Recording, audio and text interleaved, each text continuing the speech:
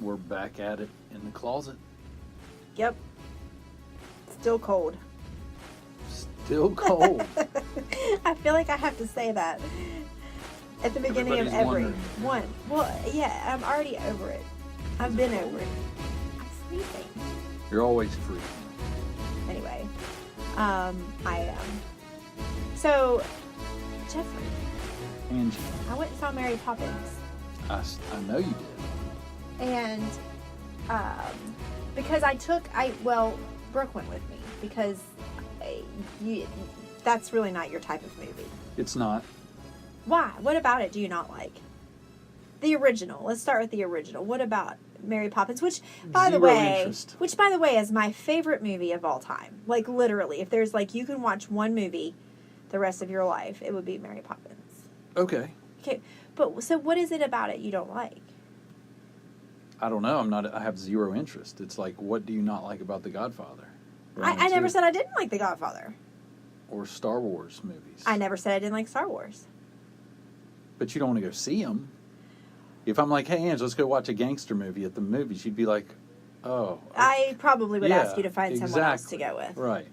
Right. I don't have any interest. So you don't like I see musicals? It and I'm like, I saw the trailer and I'm like, I don't get it. It does not interest me. You saw the trailer to the new Mary Poppins Returns? Some of it, I think. Oh my gosh, it was so good. So I took Brooke. She was the only one that acted like she wanted to go with me. Right. Because I'm not all about the go to the movie by yourself. Although I think I would have for this movie. Yeah, I'm okay with it. Or I would have borrowed somebody's kid or something. But I was worried at first about going to the movie. Because whenever they do a movie... this wasn't a remake. It was actually a continuation, I guess. Or what do they call it? Not a sequel? I don't know that it was a sequel. But yeah, I guess maybe. But it wasn't a remake versus, when there's a remake, you do the exact same movie over with different Yeah, which is crazy because it makes it very hard. I can't imagine that ever working. So I was happy to see that this was not that this was actually... It's more creative. Yeah. So, and then I saw who was going to play Mary Poppins, and I approved of that. I was like, well, I think she'll actually do a really good job. Ange approves. Ange approves. Well, I'm a Mary Poppins fanatic, so I feel like I have some clout here. You are a bit of a freak when it comes to Mary Poppins. So anyway, the movie was amazing. I was so bummed, though, because, the whole process of Mary Poppins coming to Cherry Tree Lane. I don't. 17 Cherry Tree Lane. Yeah, I don't. She comes from the sky and she's flowing in on an umbrella, which is absurd. But that's what makes it so fascinating. She was on psilocybin. She was doing mushrooms. That's the whole way she comes out, right? That's the whole deal. That's the thing. So Brooke decides she needs to go to the bathroom. And Mary Poppins hadn't arrived yet. And I was like, crap, she's going to miss it. And I'm not even kidding you. When she came out of the sky, floating down so eloquently in her umbrella, I got chills. You got chills? I got chills. Well, what was the deal? Was she in, like, lingerie? No, Jeffrey. No. She was in her Mary Poppins outfit, and she looked gorgeous. Mm-hmm. And she was so elegant, and Brooke missed it. Oh. I wanted them to rewind it. She missed it. So freaking mad. So she was like, when did Mary Poppins show up? I was like, you missed the whole thing. I was so mad. But anyway, it's just really a good movie. I mean, like, she's got the magical bag. They did this bathtub scene, which sounds really magical really bag and bathtub scene. Tell me more. So imagine this, okay? So Mary Poppins draws your bath, right? And I'm not going to spoil the movie for anybody or anything like that. I mean, we all know pretty much what happens. You can get anything out of this bag. We don't know what happens. I bet you a lot of people do. She can pull anything out of this bag, and the kids don't really know she's magic yet. She starts pulling this rubber ducky out, and she starts pulling bubbles out, and she's throwing, like, all this stuff into the bathtub. And then the little boy goes to get in. He gets sucked down into the bathtub. And then the little girl goes, no! And she goes after him. And then Mary Poppins was like, I'm going to go too. And she slides down. And they're all of a sudden in this ocean that's beautiful. It's on the big screen. And it's just an ocean. But it's kind of animated. So they're humans within an animation. Which is amazing to me. How they can do that. And they're swimming around. And they're all okay with this. Oh, yeah. Yeah. Yeah. They're all great with it, and they were swimming under... They got sucked down the bathtub drain? No. It appeared that they went down a slide.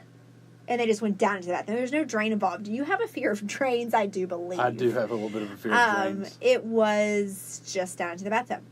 And then they come out, and when the kids are, like, going crazy about it, she's like, I don't know what you're talking about. Like, she pretends like they're just so she makes people crazy. Mary Poppins she messes with their head. She jacks them up for life. No, she just makes she them shows them these amazing, crazy experiences, a, and then she's like, no. That didn't happen, crazy. She's saying that they use their imagination, and she praises them for using their imagination. And then they went inside of a bowl as well. Like I really a weed bowl, like a bowl? No, like it was this like china bowl, and the kids broke it. Well, the bowl, there was like a horse and buggy on this bowl, and it was like a scene. It was a bowl with like a scene on it. Like there was our a drapes. Horse and buggy. Exactly like our drapes. Yeah, like our upside down drapes. Like Look our at those upside people. down I don't drapes. even know what they're doing. They have. Wait a minute. We do have drapes in our closet here that are 100% on upside down, and they have like Victorian. They call this print something. It's but called it's creepy, stupid-looking print. It's creepy as shit. But And I'm just saying, we like, could flip that over to the right way. All we no, have to why do would is we want to take do this? them down. They've been on their heads this whole time. They might flip them. That was another part of Mary Poppins. It was tipsy. She was something, and she was flipped upside down. Anyway, Is there secret meanings behind all this? there could be. I don't know. But anyway, so they broke this bowl, and they went into the scene of the bowl because they needed to fix the wagon wheel. And then again, that was cartoon characters. It was just really fascinating. I'm not going to go to the whole movie. I'm just saying, why am I drawn to this type of movie? I think that I am because it's so far out there. It's kind of like Wizard of Oz. Right. Kind of like Alice in Wonderland. Those type of movies have always fascinated me because when I have my free time that I spend to watch a movie, I want this kind of stuff. I want you to take me somewhere where I can't take myself. Right. Like, I couldn't sit here and dream this stuff up. And it's light, and it's jovial, and it's just far-fetched, and it's out there.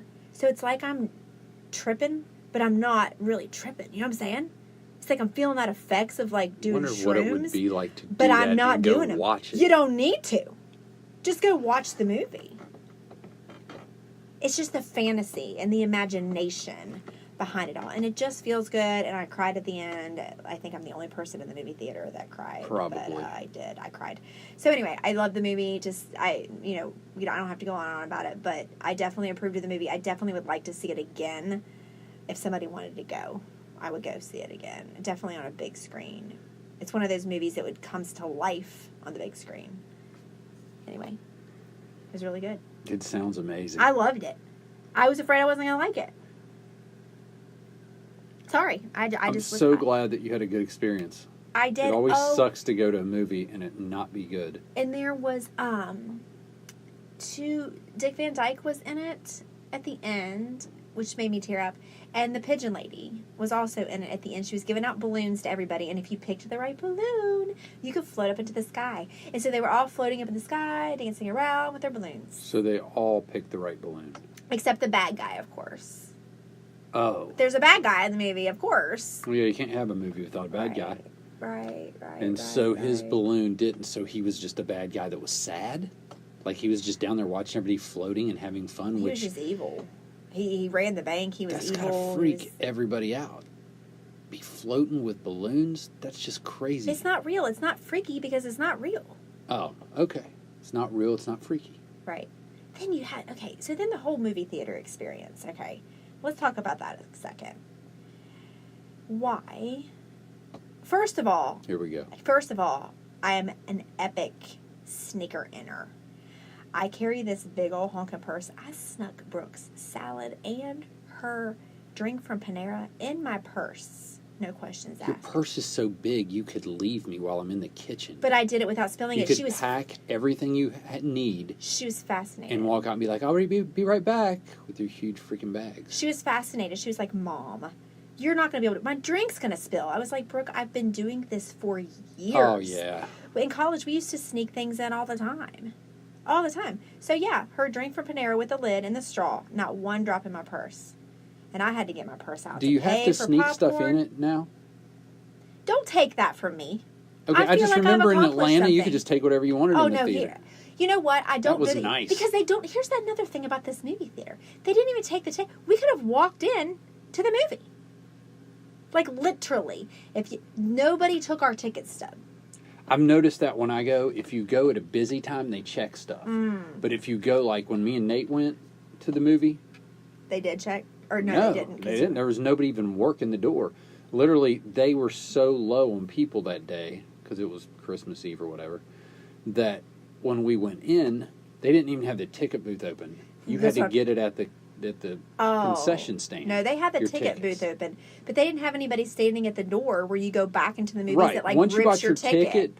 You basically just walked in and went wherever you wanted. Right. So you could literally walk in the door and get in line, buy something, and then just go into the movie. But anyway, what was my point? Oh, shoot. Yeah, I had to get my purse out to pay for her cotton candy and to pay for, what did I get? I got those nuts or whatever. Right. Basically, I got a bunch of sugar is what I got. Right, yeah. But yeah, I snuck that in, and, we've snuck wine into the movies before. We have.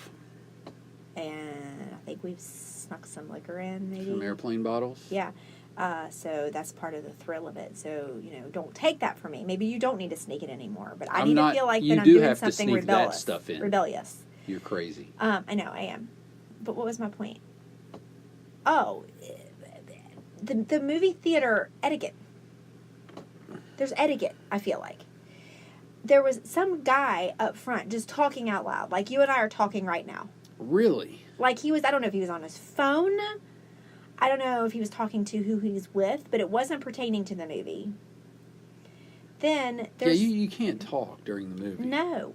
But then people with their cell phones, they don't put them on dim, and they're like in front of you, and they're like opening their phone. I have a hard time not reading it, like looking at what they're looking at. Well, and a distraction is bright. Well, Did you use your theater mode on your watch? I didn't know there was such a thing. You flip it up and there's theater mode. So the only way your watch will open up or alert you is if you tap on it. I'm going to look at that right now. Like you can use it during this. Oh, it's the little play thing. Yeah, that's what I'm saying. I just have it on silent right now. You can, but it won't open and be bright. Like it will not open up if you have to tap on it and undo it, and then you can get to your stuff. Yeah, there was this person in front of me, like the seat kind of in front of me, but one over. She kept pulling her phone up and looking at it, like Instagram and Facebook. She wasn't into the movie, clearly. And it kept distracting me. I wanted to, it's like when you drive down a neighborhood street and the people have their lights on and the curtains open, like the blinds open, and you want to look in, right? Right. Because you're asking me to look in your house. If it's dark outside and you have your blinds open and your lights are on bright, I'm looking in your house. I'm not going to stop and be a peeping Tom, but as I drive by, I'm going to peep in. Same thing with her phone. I found myself watching her phone. Well, yeah. I just think it's rude. I think you need to just put your phone down. I mean, I understand if you're sending a text like your kids or something like that. Well, yeah, but you still have the screen like all the way down, like where it's almost not noticeable. Because I do that. If I got to get on my phone, before I get in it, I turn the screen brightness all the way down to nothing. Where literally when the lights come back on, you can't see your screen. Right. Yeah. And then there's the people who, why do they not make movie theater aisles bigger? Because if you're sitting on the end, because I like to sit on the end because I typically need to go to the bathroom a couple of times, which I didn't even need to go to the bathroom one time during Mary Poppins because I was so into the movie, and it was a 2-hour and 15-minute long movie, and I didn't go to the bathroom one time. But I generally sit on the end because I don't feel like I don't like the feeling of being closed in and not being able to like get out easily. Right. So I like to sit on the end, or you sit on the end and I sit on the side of you. Why do they not make the movie theater aisles where if the people sitting in the center need to get out, you don't have to literally pick up your purse, stand up, or else they're going to step on you? It's so tight. They like to sell as many tickets as possible. It's frustrating because these people that were sitting on the center, they got up, I know, 4 times. As a group. As a group? As a flipping group. Hey guys, time to go to the bathroom. Well, with some girls, girls can't go to the bathroom without each other, I suppose. Ah, okay. But every time I had to pick up my big old bag, we had to practically stand up because they weren't tiny girls. I'm tracking. So when I open my movie theater and I design my own movie theater, we will make these aisles way bigger. So it's not a problem. And how many times do you let someone out before you really start acting aggravated? And so until you start saying, like, they're like, oh, sorry, oh, it's okay. So how many times before they say, sorry, you're like, no more. Sit down or leave. That's what I was thinking. I like it. Or if they do it more than once, you just move. I thought about that. I thought about saying, hey, girls, why don't we just trade seats? Right. But I don't like that feeling. I don't like that Could you that just center. move back a row? I don't like or that. Up a No, row? it was crowded. I don't like that center aisle feeling if it's crowded. If it were just you and I want to be in the center because I want to be in the center of that. I like being in the middle. I do too if it's not crowded. Gotcha. But it was pretty crowded and it was surprising. It was Mary Poppins. Shut up. You're being facetious right now.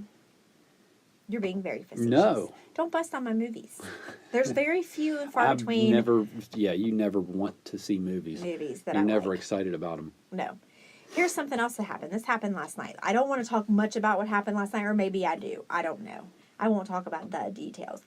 But do you ever watch something and it takes you, like, right back to a time? Like, smells, feelings, emotions, everything. Like, seriously. Okay, so last night, Jeffrey and I were watching The Office because we rewatch The Office from start to finish every year. That's right. I don't really know what season we're on. I don't pay attention to that. We're like 7 maybe. Well, or Pam 8. had her baby. Right. So, spoiler alert, if you haven't seen The Office yet, Pam has a baby, and she has a baby If you with Jim. haven't seen The Office yet, what are you doing with your life? yeah, we're watching it for who knows how many. I'm trying to we get watch every year. I'm trying to get Chaz, my coworker, to watch it. But the deal there is I have to watch Game of Thrones if he watches The Office. Cool. And we can start that tonight. I am not about... No, we're listening to music and talking tonight. That's right. That's right. I don't have it in me to pay attention to anything tonight, to be honest. I got you. I'm tired all this too. Stuff. Anyway, I got off track. Oh, yeah. The Office. So it's the episode where Pam has her first baby, right? And it's all happy. I literally, like, I'm not even kidding, literally went back to the day that we had Maddie, which Maddie's our oldest. She's 18. She's fixing to go to college. So you can imagine what happened next. Boo-hoo. I got in my bag, bad, deep down in there. I got in it. And this was before she got home, right? Mm-hmm. So I'm watching this, and I'm already feeling a certain type of way. I'm feeling very, Jeffrey's yawning. Am I know, man. I don't know what's up. I'm like dragging, bruh. Am I boring you?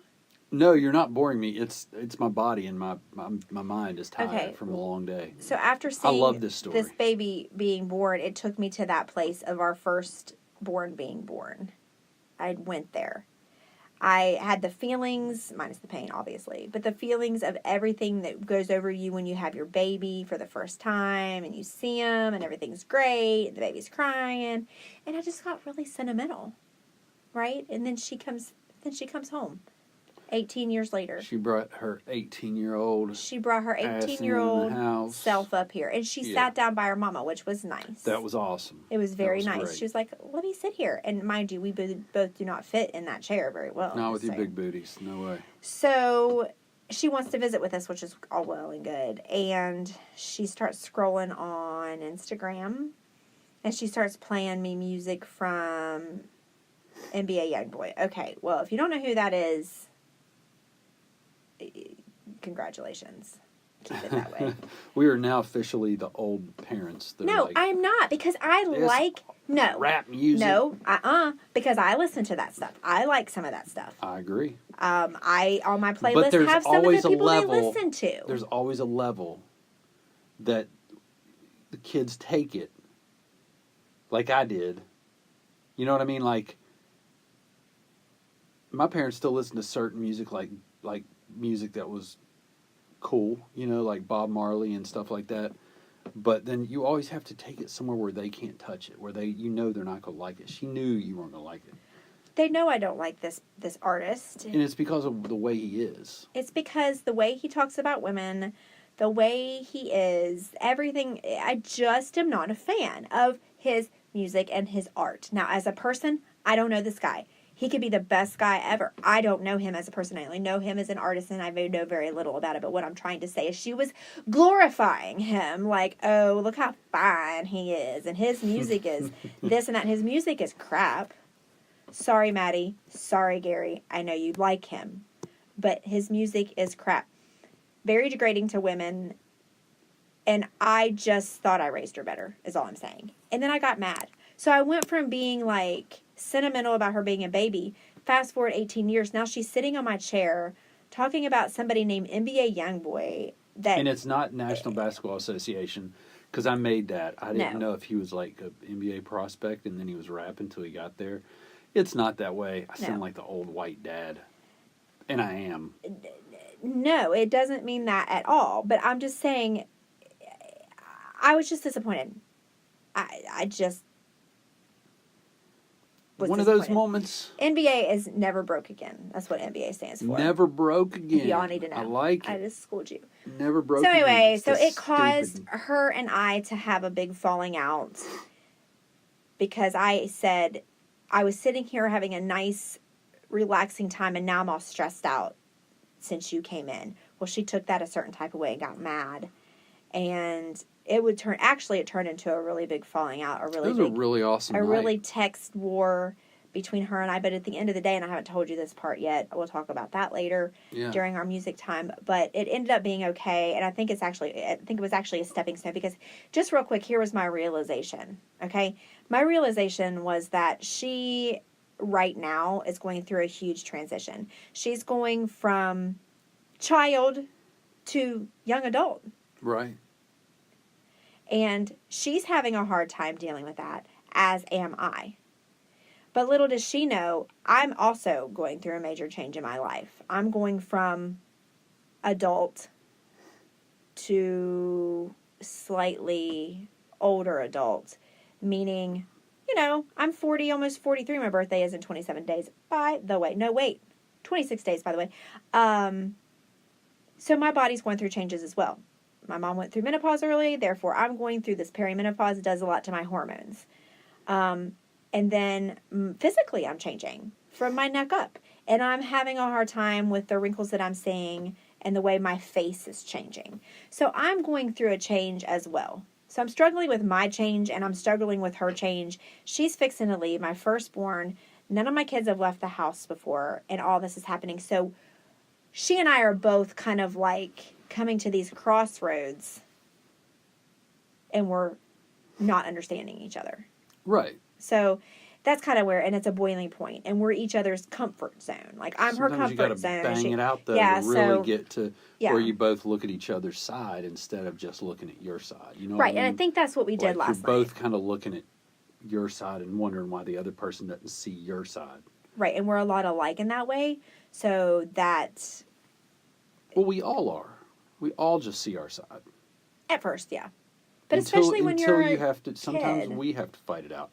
Right. For us to see, she feels that way, or she thinks that way, or I'm acting that way, or I make her feel that way, and I don't even have a clue. Right. So sometimes you just got to fight it out until you realize, okay, you got to step back and look at it from another perspective. Right. And she, she's your typical 18-year-old. I don't know if you all have kids, teenagers, maybe you can relate. But it's her senior year of high school. She wants to spend time with friends. She's trying to fit all of her friends in because they may be going separate ways. She works. She goes to school. She makes great grades. She's very responsible. She has a great work ethic. She's juggling all this. Well, then I boo-hoo around because I feel like she's never home and she's never spending time with me. So now I have just placed another burden on her by That's a good point. That's wanting her, yeah. Because she has a big heart, and she does, and she wants to make everybody happy, and Sir gets that from me as well. She does. She acts tough sometimes, but she's got a big heart. But at the same time, I kind of want her to feel that way because I told her, these people that you're so wanting to invest in, you don't know this now, aren't going to be here maybe in 2 years, but I am. So don't you think that you want to invest in a little bit more in home time? But then I had to go back to when I was her age. I had to stop, take myself out, take my feelings out, and put myself in her place and go to where she is. And I know she cares and she wants to spend time. But anyway, at the end of the day, she said, I have an idea. How about every Saturday or Sunday for at least an hour we spend together, whether it's going to eat breakfast, going to eat lunch. And then she said, but we may have to do these breakfast and lunches at home because we both are broke. Yeah. Just sitting together and chilling out. And I said, I think that would be nice. So that's the plan. Would be nice. I think it's good that you're both making an effort. Yeah. Or even sometimes she's home when I'm home in the afternoon between 2 and 4. And, you know, maybe we can just spend. And when we did spend some time together today, I helped her clean out her book bag. Isn't that awesome? Had to take the freaking handheld dustbuster to her inside of her book bag. I saw the freaking trash bag. Trust me. That all came out of her book bag. I'm just happy to be here to support you and your children. Do you want to tell the listeners what happened to your first husband that you had all these children with? That you're going through this? Oh, shut up. That you're going... What are you talking about? I'm just messing with you. You're so wrong. I'm just saying it affects me that she's leaving. I know it affects you. I'm not saying I have those issues like you guys. I'm not changing other than I'm getting grayer in the beard area. And but of course that looks great on guys. That's like a good thing. Everybody likes a silver fox.